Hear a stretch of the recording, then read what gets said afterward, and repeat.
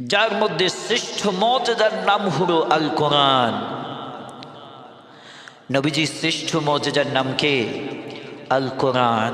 কারণ এটি এমন একটি মর্যাদা যা পৃথিবীর আর কোনো নবীকে এমন শ্রেষ্ঠ মর্যাদা দান করেন নাই।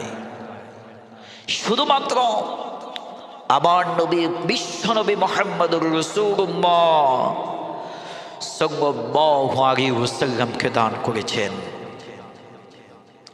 এই জন্য আমরা সেই মুনিবের দরবারে শুকরিয়া আদায় করে আলহামদুলিল্লাহ, সেই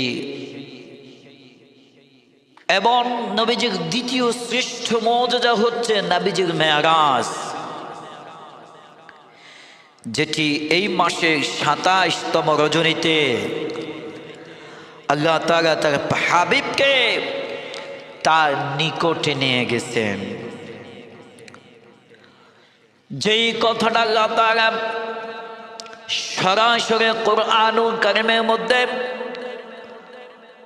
সূরাতুল বনী ইসরাঈলের 1 নম্বর আয়াতে তুলে